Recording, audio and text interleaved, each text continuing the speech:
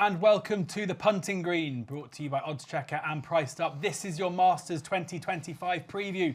I'm your host, George Elek, and I'm delighted to be joined, as I always am, on the Punting Green, the resident Punting Green putter. Does that make sense? It does just about, I think. Yeah, we can go with that. Ginger Joe, and we've called in an expert special guest for this special episode of the Punting Green, and Tom Jacobs. Tom, how are you doing? Yeah, that was pretty good. Nice introduction there. A bit generous maybe, but yeah. An expert special guest. Yeah, I like Would you that. say you're an expert guest or a special guest?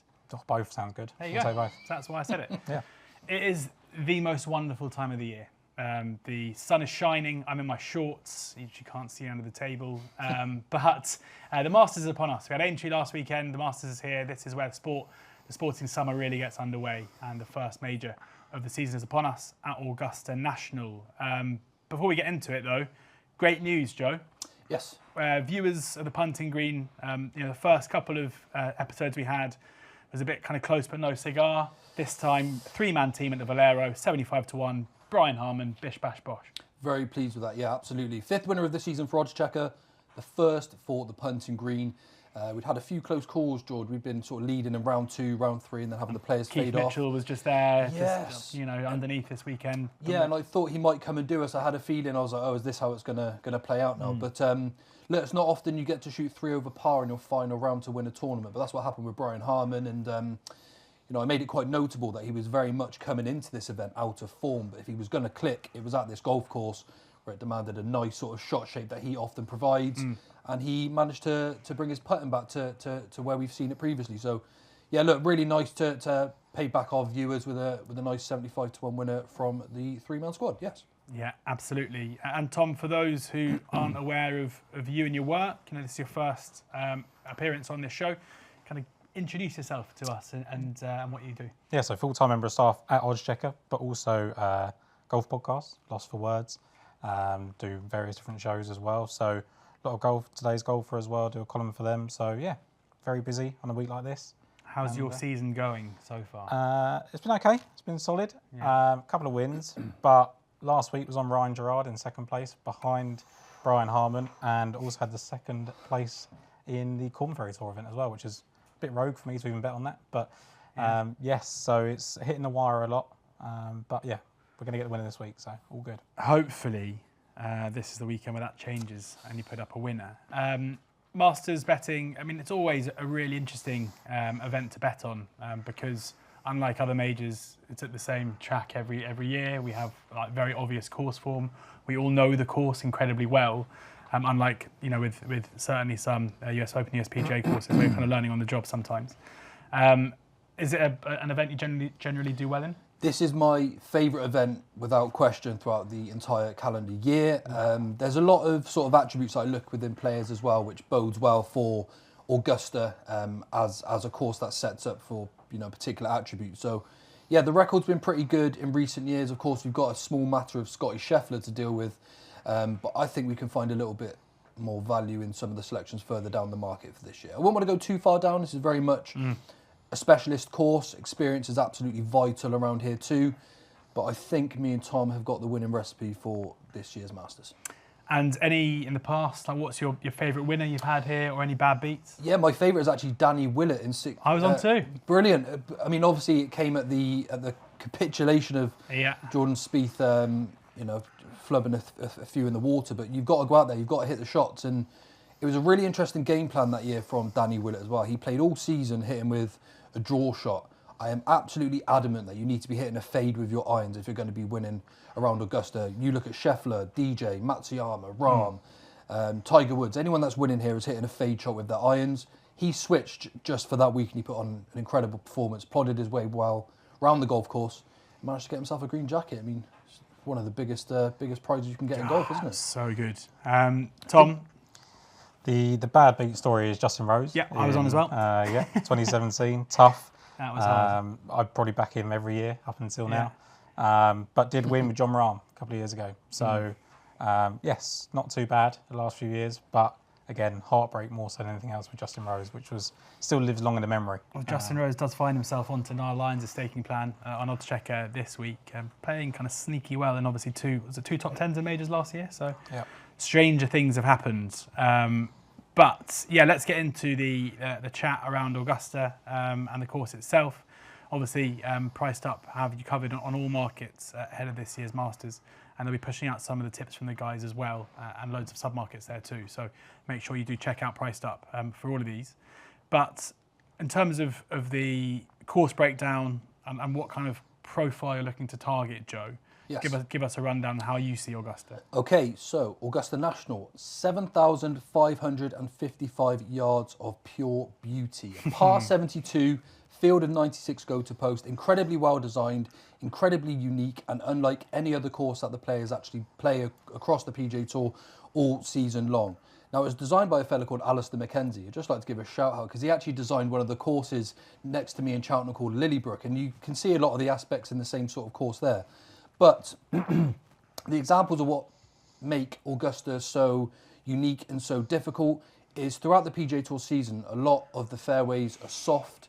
If you tee off and you land your ball on the fairway at most courses, you're staying on the fairway. But here at Masters, at Augusta National, you have to hit the right side of the fairways. They're incredibly fast, incredibly undulating. So if you want to find yourself in the right position off the tee, you almost have to play the fairways as they come. They shape towards the holes. You need to be finding the right spots, otherwise you're going to end up in the pine needles. And that's probably where a lot of like the amateurs and newcomers to Augusta probably fail to capitalise on, really.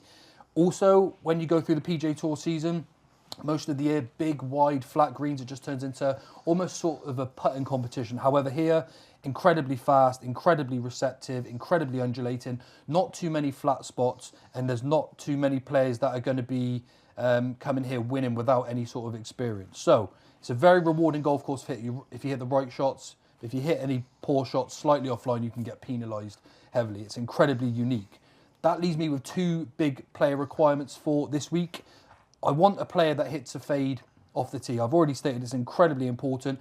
Much easier to control a fade shot because you're not putting as much spin on the ball. This is probably where Rory McIlroy struggled in the past, hitting these big slinging draws in sort of undulating greens, not being able to keep himself anywhere near the proximity of the hole.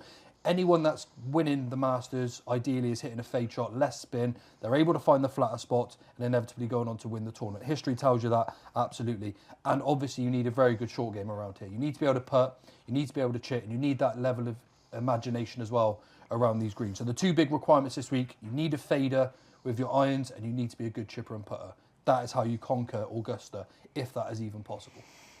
Tom, do you agree with that? I do. Yeah, I think the shot shaping one's interesting because I just think there's so many players in the past. Martin Kaymer comes to mind of people trying to change their shot shape just for this event, and it can derail your career.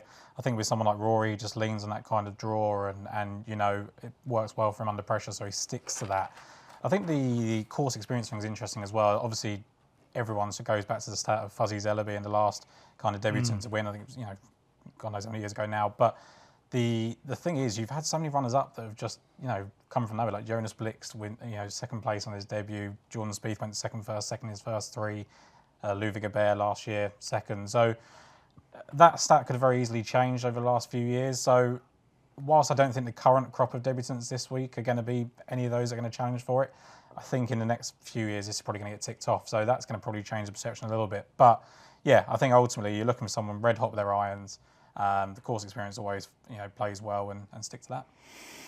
Right, that's the profile that we're looking at, let's say, and what we're going to value above anything else. We'll run through the market now. These are the prices we've priced up in their each way 5th to 6th market. Scottie Scheffler is the 5-1 favourite, pretty much the same price he was going to the tournament last year. Rory McIlroy, second favourite at 7-1. Colin Morikawa and John Rahm both 14-1. Bryson DeChambeau 18-1. Ludvig Aberg is 22-1, Justin Thomas 25-1, Xander Schauffele 25-1, Brooks Koepka 33s, Hideki Matsuyama 33s, as is Joaquin Niemann 33-1 as well, 35-1 bar those. So that's the top end of the market. We're going to get on, Joe, you do a piece for oddschecker where you look at 5 players to swerve, and we'll get through that and just get to that in just a second. But a player that isn't on that list we have to talk about is Scheffler, who's clearly going to be incredibly popular with punters this week, given the fact he's won 2 of the last 3 events here. He basically seems to have solved Augusta National. What kind of, he hasn't won this calendar year, which is unlike him. It feels to me like we were at a point a year ago where if he putted well, he won.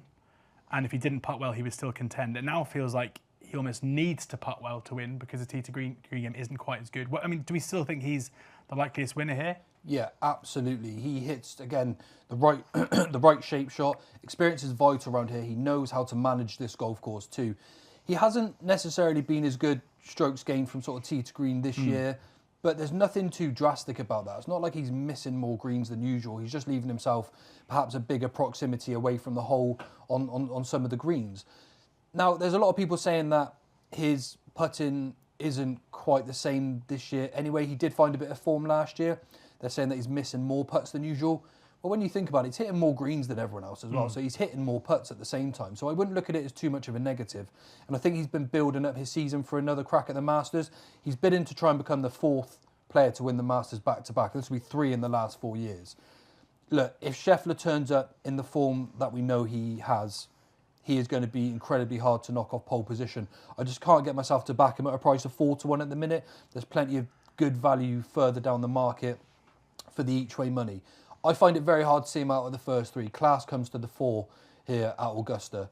But I am going to be taking him on based on the prices. But look, he's going to be very, very hard to beat. Yeah, 5-1, Scotty. How do you see that, Tom? Yeah, I think, look, John Rahm a couple of years ago was 10-1. That was about as short as I've ever gone at the Masters, and I wouldn't go shorter than that. Just purely because of what needs to be done here. Scheffler, defending champion. He did really well when he defended 2 years ago. But look, I think, the main problem has been the way that he has become so frustrated this season. The mental side of things looks really hard on him. He did do so well at Houston to get himself into the mix there. Again, there he had I think it was round 2, he putted like lights out. Yeah.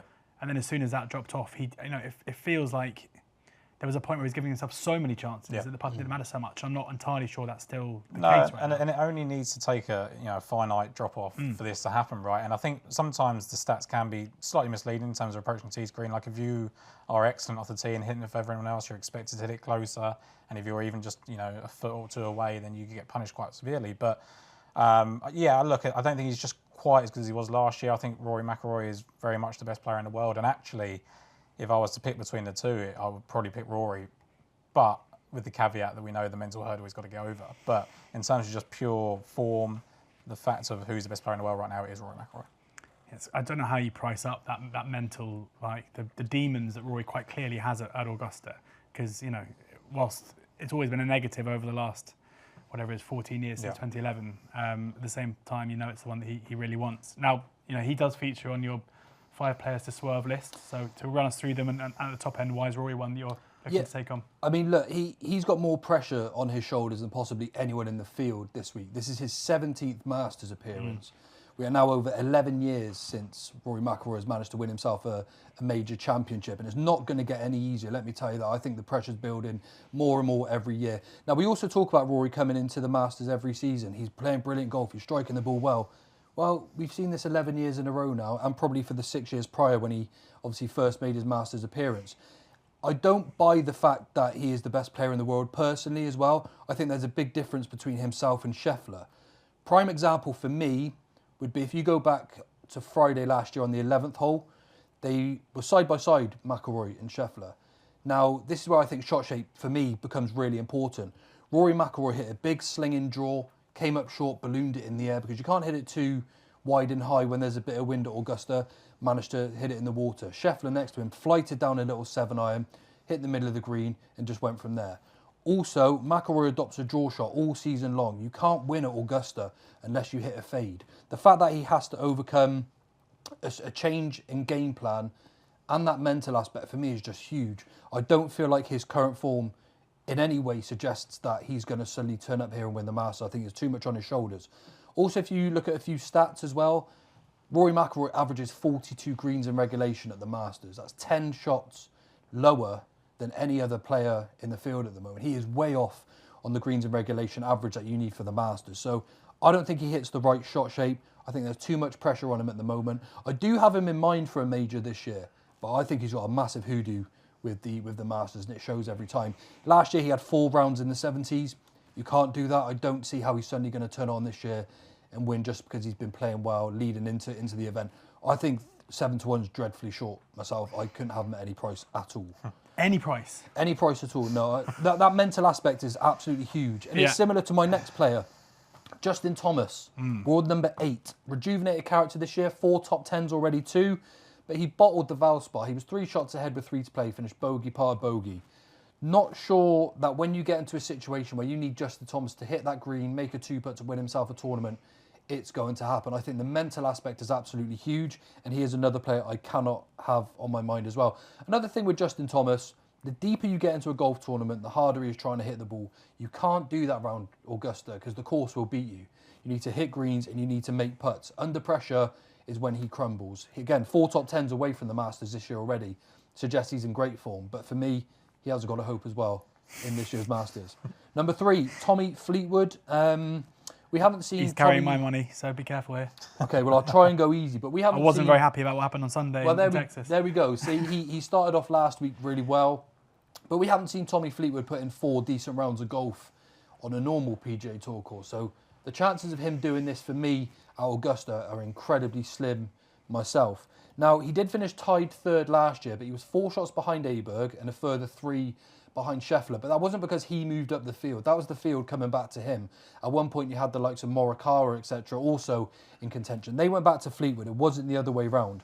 Also, Tommy Fleetwood is avid with hitting this big draw with his iron shots. I just can't have a draw player coming here to Augusta with those irons.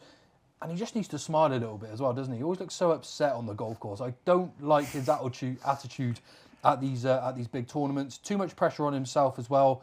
So Tommy Fleetwood is another one I can't have. The last 2 sort of quick flyer. Willie Zalatoris.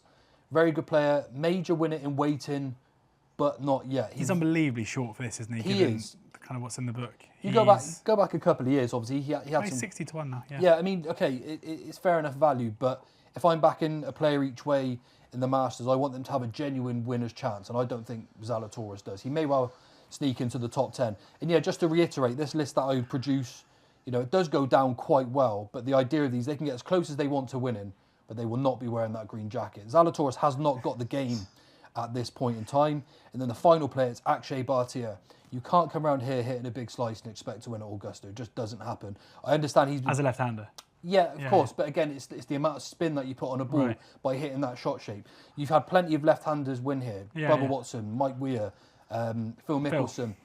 But they don't play with a lot of spin when they're winning these tournaments. They just hit a nice soft shot shape. They don't deviate too far off the line, so they're not flirting with any trouble. This is why Scheffler's so good. This is why Tiger Woods was so good. They eliminate all the danger. And this is probably why, even on a slight different tangent, why Scheffler can still come here and play well despite not playing his best golf. If he needs to hit a draw off the tee, because you do some of the tee shots here, he will hit himself what you call like a ropey draw. So if he doesn't quite get this right, he will push the ball. He will never miss the ball left. Whereas you look at the likes of McIlroy, you try and hit it too hard and he's 50, 60 yards way off target on the left-hand side and leaving himself in the trouble. So it's all about damage limitation. These players do not have damage limitation. We see this week on week. You can't win a green jacket with that sort of game plan. So Rory McIlroy, Justin Thomas, Tommy Fleetwood, Willie Zalatoris and Akshay Bhatia will not be wearing a green jacket this season. Neck on the line there from Joe. Are you going to be as bullish by ruling out any of the field? There's a couple. But I think just going to Rory, I think he actually almost overachieves a little bit this golf course based on the fact that I don't think it suits him quite as well as people think it does. I think actually it's really weird with Rory. Everyone talks about him switching his caddy and that would help him in the future. I actually think the thing that makes him so brilliant is the fact that he's got the caddy that he has and the fact that he takes ownership of his own shots. In an example like this, I feel like he could just deal with like what Adam Scott didn't have someone like Steve Williams 4 times a year. I think it would really benefit him because I think just having that guidance, you look at Ted Scott, that's what elevated Scottie Scheffler to a different level. He's guided Bubba Watson and Scottie Scheffler around here. I think he could guide Rory McIlroy to a win round here. But I think with Rory, we're going to know after round 1. The 2 times he's had a chance to win, 2011, 2018, he broke 70 in round 1. Only 2 times that he's done it here in his career. So if he shoots 69 on Thursday, he's got a chance. If he doesn't, I think it's probably game over for him. The others, like Fleetwood, I think slightly better record than probably gets credit for here. He's perennially inside the top 10, in certain rounds. The interesting thing for me was actually his best performance last year came with this local caddy. His regular caddy was having heart surgery, I think, and he just played so well. And sometimes I think that's just a huge thing. Like, okay, you're not going to do it again. It's his best mate. He's not going to get rid of him. But I thought that was really interesting. The two that I find hard to side with, and one of them is going to upset the panel, Ludvig Aberg. I think the win that he had has papered over a lot of cracks this season. He ranks 56th in tee to green, 99th in approach, 120th in putting, 141st around the green, 70th in strokes gained total, and 139th in scoring average. Now, obviously, with all of that in mind, he has still won, so that has to be considered. But he did have an injury towards the end of last season, and the fact that he can win, just like Viktor Hovland has this season, when he's not got his best stuff, is testament to how good he is. I just think coming into the event off the back of a couple of missed cuts was really not good in Texas last week, which I think in the end missing that cut was probably beneficiary because he didn't have to deal with all the wind over the weekend. Yeah. But slightly worried about him. And then the other one I think is Hideki Matsuyama. Like he won here in 2021 with poor form. The first time he's basically ever come into Augusta not looking like he was. Yeah, well set. he was well ready every other time, didn't win. 2021 poor form wins. I don't think that's going to happen again. And he really has fallen off a cliff since that win at the Century. Joe, I think you were on at the Century. But again, just coming into it, 2 missed cuts. I don't think that's going to happen twice. So as much as it's probably not that bullish to rule out someone like Hideki Matsuyama, that would probably be someone that I would. It is like you said, though, it's a big thing. Stats will tell you need to have finished, I think it's in the top 35 in your latest tournament, trends-wise, to go on and win the Masters. So you're probably right. Matsuyama has to break a lot of trends. Good news for live golfers. They only have a 50 player. Yeah, exactly. And I think Matsuyama's got all of the attributes in his arsenal. He's an incredibly good short game player as well. When you need to play a real smart sort of chip or pitch into these greens, he's got that in the locker. But I would say, like Tom said, it's evident that his form has seriously dropped off after being incredibly impressive in the Century. I think he finished on 30 under par. Couldn't do anything wrong with his driver, couldn't do anything wrong with his irons. He chipped, he put. He just won the tournament by a country mile from Colin Morikawa. And I'd be with Tom there in the sense that he has a lot to prove coming here to suddenly turn it all on. Yeah, it does. It does feel like with players like Hideki Matsuyama, you're kind of betting him and then just crossing your fingers and hoping for a good putting week. And as I've learned over the years, often with players like Hideki Matsuyama, it doesn't come at Augusta. Let's get into your selections now. We'll come, because obviously Tom there has just poured cold water over one of your headline selections, but we'll get to that in a second, because first we're going to lead with, you guys have both put up selections. We're going to go through them now, and we're going to kick off with a player that you both put up, because if you're both putting him up, then that's big news, even though I know he features quite far down the staking plan for you, Joe. And that is Bryson DeChambeau, formerly one of golf's least popular characters, and now maybe golf's most popular, it seems. He's had a big character revival, and I think would now be a relatively popular winner of the Masters, and someone who went well here last year before blowing up, previously saying that it was par 47 for him or whatever he said back in the day. And you both fancy him. Priced up, are pushing him out to 20-1 in their win-only market. You can find that under the Price Boost section on the Priced Up website. He is 18-1 in the each-way market, a 5th to 6th.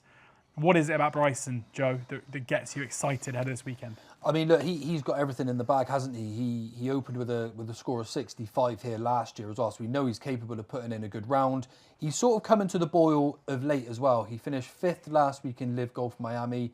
I love the fact, again, all of my players have hit a fade from tee to green, and the fact his short game is incredibly overlooked as well. He's a man for the big events. He's been gearing his season around the Masters, and I love the way that he spoke about the Masters this year. He really does have this as his one priority event of the season. Everything he does is all leading up to the Masters. He is probably, for me, the real box ticker. Now, I know you said he's quite far down my staking plan, but the 5-man squad that I have come up with are 5 players that I think can absolutely go on and win this week. He's a real box ticker for me this year. Look, he's a 2-time US Open winner as well. You've got to know how to win a major. You've got to know how to get across the line, and he does exactly that. He's finished top 10 in all the majors as well in his career too. I think he comes in with an outstanding chance. I think the 20-1 there from Priced Up is very, very generous. Yeah, absolutely. DeChambeau enjoyed a really strong season in the majors in 2024. Tied 6th at the Masters, as I said, having kind of fallen away a bit after a strong start. He then was 2nd in the USPGA. He then won the US Open, and I think we can forgive him the miscut of the Open Championship, which doesn't really suit his game too much. Is that kind of a key reason? Obviously, we know that going to the Masters, generally having good major form in the book, tends to be what you need. Yeah, I mean, look, you just outlined my first point, which was just how good he's been in the US majors. No, not at all. Since the start of 2023, 4th at the PGA, 20th at the US Open, 6th at the Masters, 2nd at the PGA again, then wins the US Open. Like, that run of major form is reserved for people like a Brooks Koepka back in the day when he was doing that. And I think he comes in that similar sort of vein now of, like, every major you have to at least consider him. Now, the main objection to Bryson DeChambeau this week is going to be around the greens. That's what everyone's going to focus on. He doesn't quite have the feel that people are looking for and all these sort of things. And I think I read, is it right that he's 10 of his last 11 rounds? I think in Ben Curley's piece of over par. Yeah, which I think is, one, you can't ignore that. Yeah. That is absolutely the case.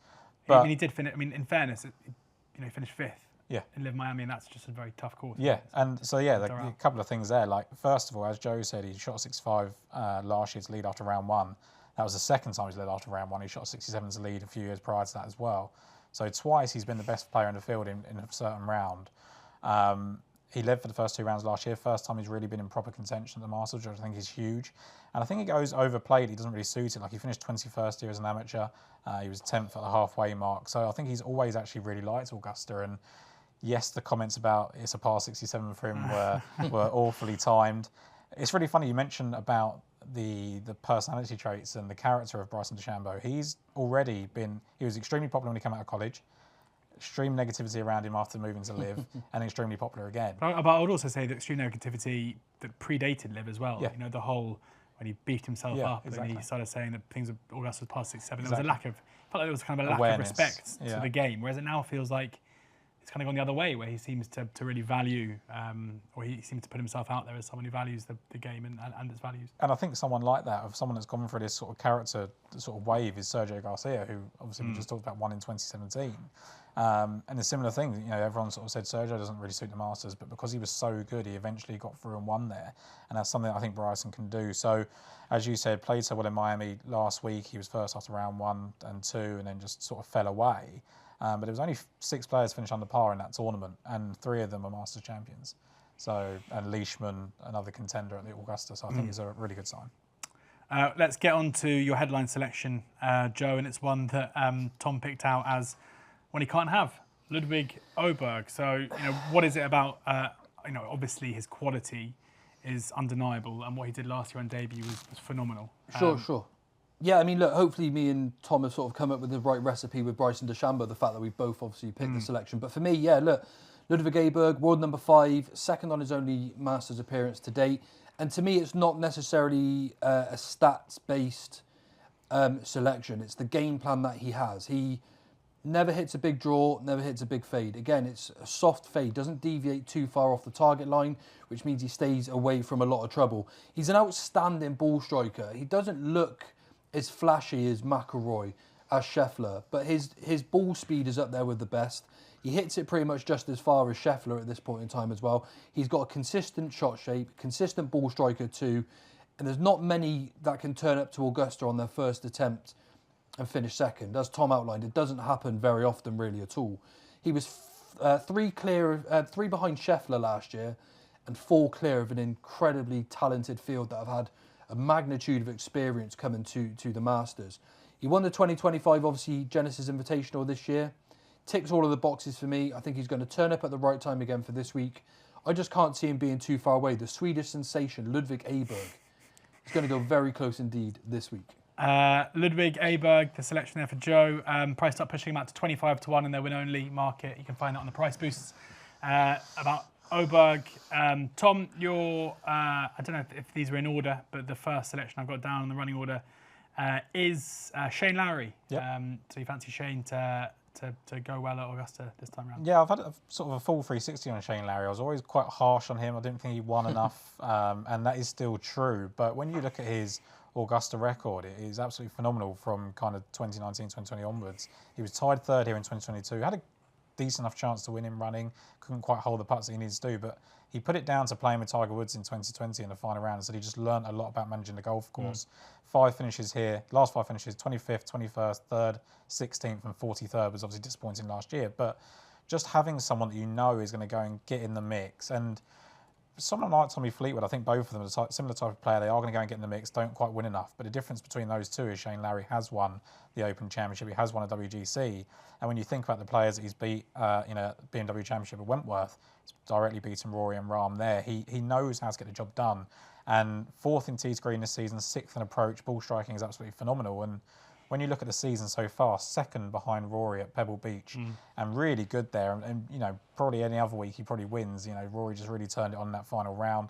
3 top 11 finishes since then. 7th at Bay Hill, where he was leading after 36 holes. 8th at the Valspar, where he was 5th after 54. I think he's coming in some of the best form he's ever had coming into Augusta, and the fact that he knows his way around there, similar type of player, I think, to, you know, a bit more creative, but like Patrick Reed, who can grind out a result. And both of them talk about sort of painting pictures and great around the greens. And I think that really will serve him well. So slightly shorter in the market than some people would like, but I think that's well earned for his current form. His short game this year has been better than probably any other player as well. His chipping and putting has been just superb, hasn't it? And again, I'm just adding to what Tom said there. Yeah. The fact that you can be so creative and so consistent in that short game. I think if you look across the last 5 or 6 tournaments, he is by far the best pitcher, by far the best putter. So it's hard to put anyone off, isn't it, in that sense, coming to a course where you must have that creativity. Yeah, absolutely. Absolutely. A player now, Joe, on the staking plan for you, second up in Tyrrell Hatton, who has spoken in the past about really struggling to kind of warm to Augusta, but had his personal best, his career best here last year with a top 10 finish. What is it about his game that you think will suit this weekend? Yeah, look, I'm a huge fan of Tyrrell Hatton as a golfer, as a selection for this week. I was so close to even having him as my number 1 above Ludvig Aberg. I think he's way overpriced at the moment. So he's 50 to 1 with priced up in their each-way market, but they're pushing him out for viewers and listeners to this to 80 to 1 in the win-only market. I mean, that is huge. That is huge. World number 18, but he should be inside the top 10, in my opinion, based on his ability. As a player on the Live Golf Tour, he doesn't get the opportunity to earn as many world ranking points as you would on the PGA Tour. He's won on the Live Tour, he's won on the PGA Tour, he's won on the European Tour. He's finished top 10 in all of the majors as well. And he actually won the Dubai Desert Classic to start this season too. Now, a lot of people give him a lot of criticism and say that he's quite a hot-headed character. Yes, he is, but he doesn't lose his good score when he loses his head. He actually turns it into a positive, if you ask me. When he's starting to sort of lose his rag, he's backing up with birdies all day long. I think it's a really good attribute for him to have. I know he doesn't want to obviously start too slow and lose his head too quickly in the game. I understand that. But again, this is a player that ticks every single box that I want for the Masters this year. It's a fade off the tee, a real soft fade, just like Ludvig Aberg, just like Scheffler, just like Hovland with their irons. They don't deviate, again, too far off this line. I keep mentioning how important that is. And since his win in the Dubai Desert Classic, he has stated that all roads now lead to the Masters. That is his full focus. Like you said, he had his best finish here last year. His chipping and putting is hugely underrated, if you ask me. He's so reliable with the flat stick. I cannot believe the price and the disregard that he has got this year. He's been dangerously overlooked by Priced Up. I will say that for sure. There you go, 80 to 1, boosted by Priced Up. You can find it on site under their price boosts for the Masters. 80 to 1 about Tyrrell Hatton. 35 to 1 about Shane Lowry, your previous pick there, Tom. Yep. Now a player that I've backed, I'm afraid, so he can't win. Sepp Straka, 66 to 1. I think you might appreciate this reference. I kind of mentioned Sepp Straka in the same breath as a bit of a football analogy, Gareth Barry or James Milner, where they kind of say, you say for so long that he's underrated, and actually eventually he's properly rated. This is slight after timing, but I backed Sepp Straka 3 weeks ago at 150 to 1 for this, which is I just couldn't understand how a player who's won on the PGA Tour is consistently there. And I think the price has kind of corrected itself a little bit, but it's still big. Yeah, still big. I think for me, people just every time he wins, they go, "Oh, it's not going to happen again." Yeah. That's very much the case for him. So he gets his breakthrough in 2022, then he loses 2 playoffs that year. So he could have conceivably won 3 times in 2023. 2022, sorry, wins again in 2023, has a somewhat down year in 2024 for his recent record, and then just comes straight out the gates in 2025, beats Justin Thomas at the American Express, then goes and leads for the second and third round at Pebble Beach before Rory kind of steals that away. And he's just been really solid since then. It's very hard to really oppose him. Fourth in approach, seventh in tee to green. And you look at 3 top finishes since that start at Pebble Beach, 5th at Bay Hill, where he bounced back from a 77 in round 1. 3 for 3 in May cuts at Augusta, career best at 16th last year. He's broken par every year in at least one round. Haven't shot in the 60s just yet, but not too worried about that. And I think I kind of see him as akin to kind of Brian Harman, where he's had a second place finish in the major in the past. He finished second behind Brian Harman, ironically, but also showed his hand in a couple of signature events as he's done so far this season. And I think that kind of warm-up suggests, especially when I think there's question marks about the top of the market in general, I think having someone like Sepp Straka, who is just not going to go and beat himself, he's just going to tick along nicely, I think he makes a perfect each-way bet. Thoughts on Sepp Straka's shot shape for this? Not too bad, not too bad. Doesn't really deviate that much. No, It's that's pretty the straight. thing, yeah.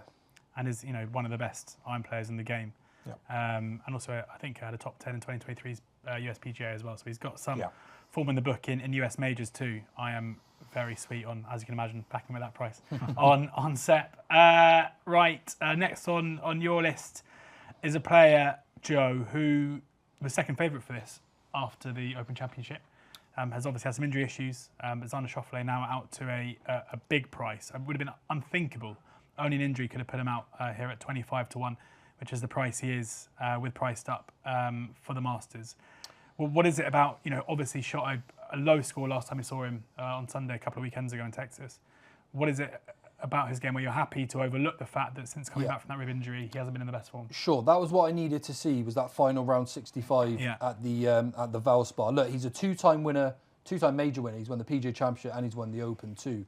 Now, he's been playing in majors since 2018. He's finished in the top 10 in over 50% of his majors. He is the player that I think we need to have here as your solid option, your solid each-way selection. And the fact that he returned to form last time out for me is a major positive as well. Excuse the pun there as well at the same time. But if we go back to the Valspar last week, he was 11 strokes gained on your approach shots. And that is by far the biggest strokes gained number out of any player in the entire world in 2025. So a lot of people are there saying that they're a little bit worried about his form coming into the event. I think he's returned to form just at the right time. He's also finished tied second here, finished tied third at the US Open. He's a two-time major winner outside of this too. And with those sort of strokes gained shots of your approach, that is how you tackle Scottie Scheffler. Again, I think he's really overpriced here. He wouldn't be playing here if he had any real concern about his ribs as well. I listened to his preview last night when he was interviewed at the Masters. He said, I'm more than happy with where my game is at. That confidence booster last week, shooting 65 at the Valspar, that's going to bode really well for him here. That's the exact confidence booster he needed just in time for the Masters. I think he's a very, very tempting price, absolutely. Yeah, I mean, it's hard not to be tempted by him. Is it the injury doubts that kind of... Yeah, I mean, look, I think for me, we've only seen it for one round. Yeah. That's the concern, right? And that's why you're getting the price you're getting, because he would probably be half that if we knew anything better about him. And I think, as great as the run was last season, we just don't know how he's fully recovered from that. I think 4 rounds at Augusta is very different to 4 rounds at the Valspar. I do think the price is tempting. As Joe said, he's perennially inside the kind of top 10 at majors, and he's a couple of top 3s here. So there's absolutely no doubts about his credentials or anything like that. It's purely, is he fit enough? He's never going to rock up, I don't think, to Augusta and say, oh yeah, I'm probably not going to win, my ribs hurt. Whereas Rory McIlroy will say, oh, my elbow hurts and I'm in trouble. Sure. So I think for me, it is, I don't want to pour cold water on it because I don't think there's any reason to. I think everyone knows what the case is. He's either going to be fit and he can go. Well, he's the one where, like, if he's 2 under through 6 on Thursday, he'll be trading probably a single figure price. You're thinking, what have I done here? How have I let him go? And I think the difference is, like, where I think with someone like Rory, you go, okay, well, he's a couple of under through 6. How much shorter is he really going to get? Yeah. You can back him in play if he shoots 70 or lower. Yeah. You don't have that opportunity with Xander. No. He's either going to show you something in round 1 and you're going to miss out, or you need to, just take the plunge. So I do completely understand why people would go for him. I do think that you do have to have that kind of solid player on the side. I just worry it's come 1 or 2 weeks too soon, and maybe needed another tune-up. Former Masters champion next on your list, though, Tom, and Patrick Reed. Yeah, look, I think Patrick Reed always, we benefit as punters, but suffers from the syndrome of people just not liking him because he's always out of the price. 80 to 1 he is. Yeah, probably 20 points too big because people don't like Patrick Reed, and maybe for good reason.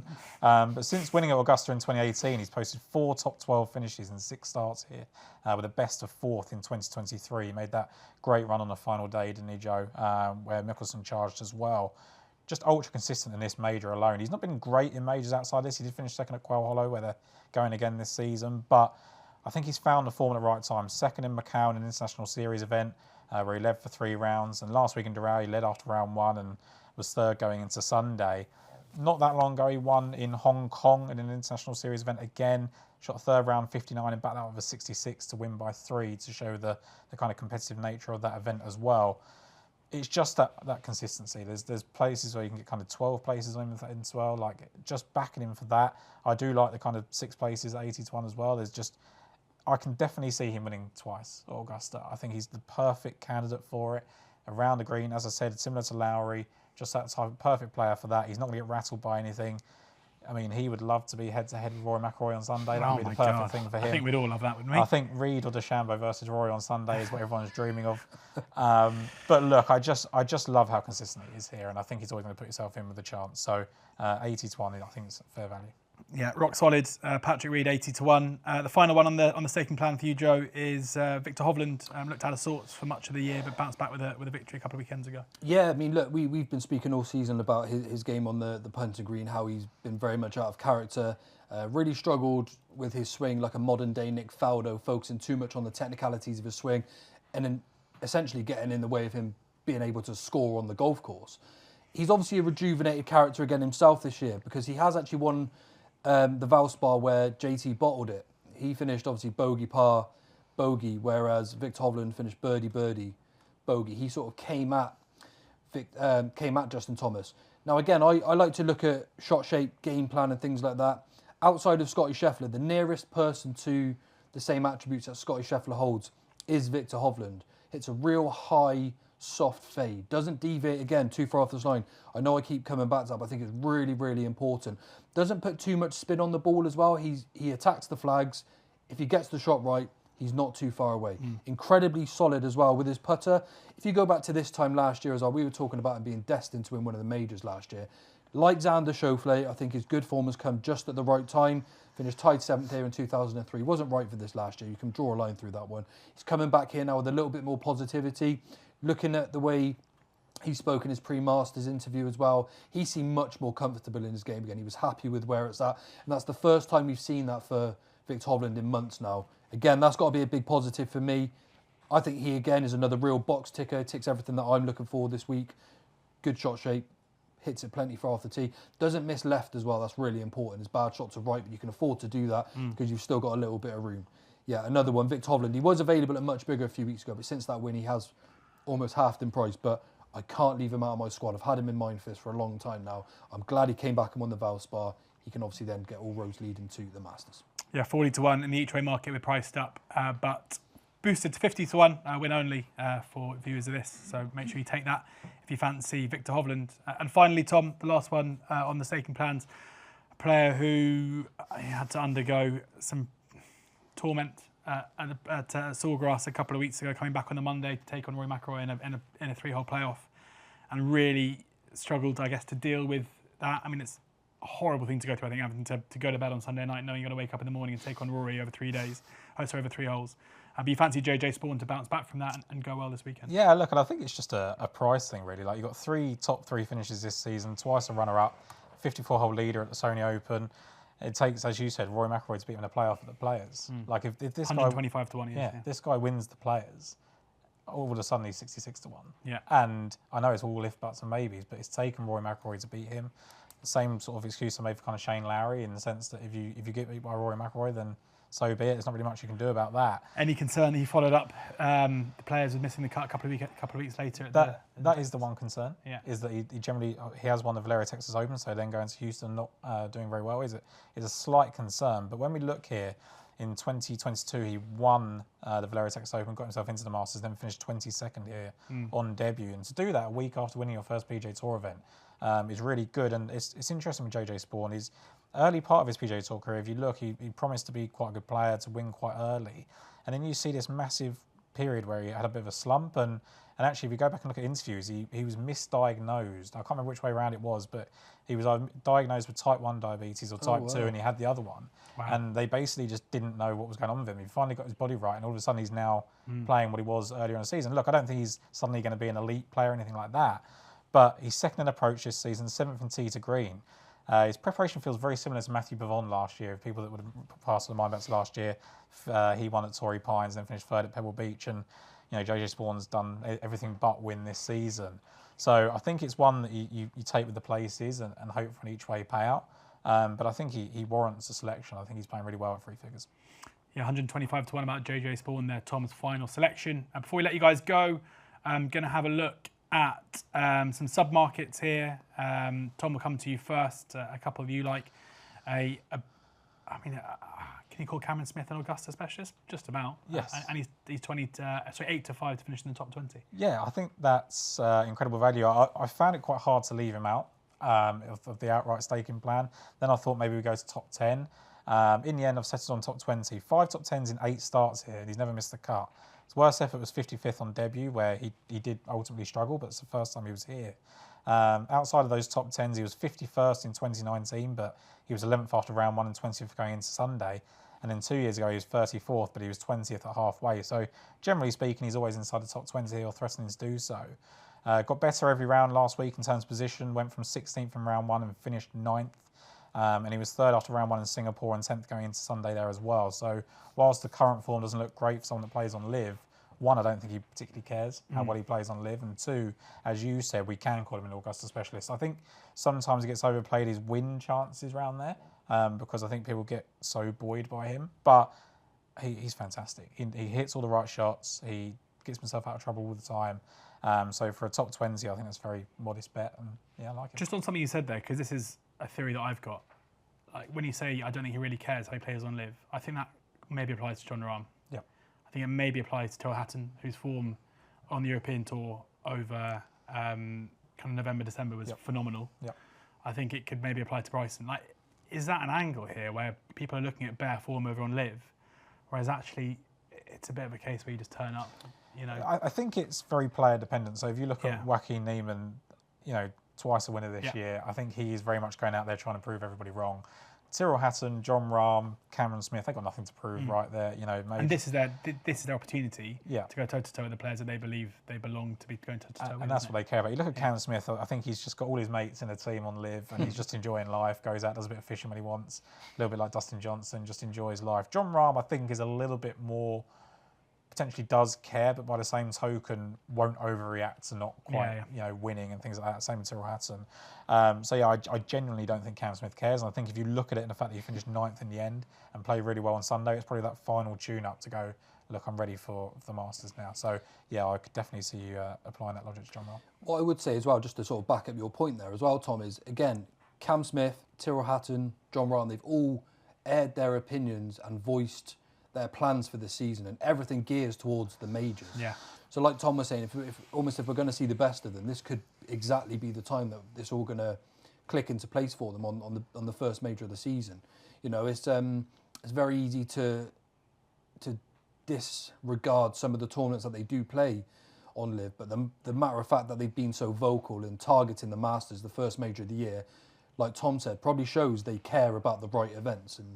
And they just play such weird golf courses on live as well. I think that's something like when you go to the right golf courses like Doral last week and the players turn up, then I think you take notice. When they're playing at the Wynn in Las Vegas and they're playing in Singapore and Hong Kong and all those sort of places, I don't tend to pay too much attention to it. It's someone like Brooks Koepka as well. Like he really isn't going to care, but then the week before the Masters he tunes up, right? Yeah. So I think and probably of all the courses, Doral's the one where you're like, that is a fair prep. So many Masters champions at Doral. Yeah, I think it's huge.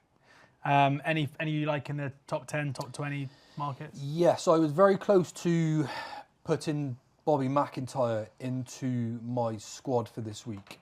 He doesn't necessarily hit the right shots that I'm after, but his course management almost outweighs that. And that's what's enabled him to be such a widespread winner.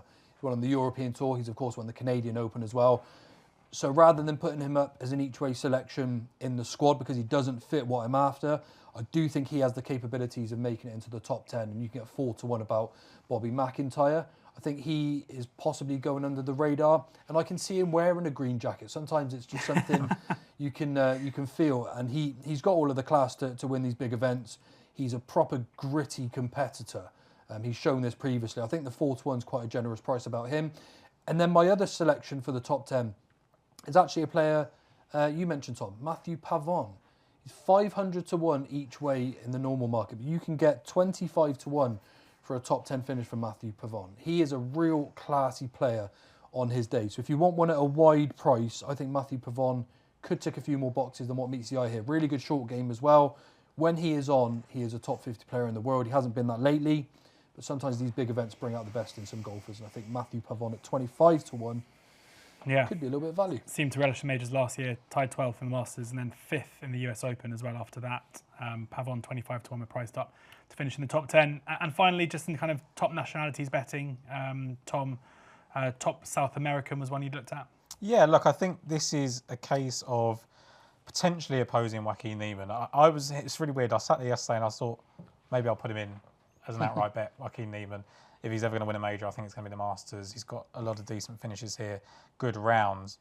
But then I looked at Tyrrell and he was absolutely appalling. And that really put me off. And I know we've just said about potentially not caring about live results, but he is someone, as I said, that's won twice already this season, and he would have wanted the perfect prep going into the week. And essentially, we've got Jonathan Vegas, who's terribly out of form, and Angel Cabrera, who, you know, we'll keep quiet about why we might not like him. But I think won last weekend. Yeah, he did win last week on the Champions Tour, but I think he's probably too old to compete here. Yeah. So I think in the end, you've got Nico Echevarria going head-to-head with Joaquin Niemann in the top South American market. And I don't think Echevarria's form is really being considered. So he won his second PGA Tour title at the end of last year, George, at the Zozo Championship. Former winners of that event, Tiger Woods and Hideki Matsuyama, both Masters winners. Morikawa, perennial contender at Augusta, he's won there. Ricky Fowler, second there as contended at Augusta as well. So it might just be a bit of a kind of indicator of players playing well there and playing well at Augusta.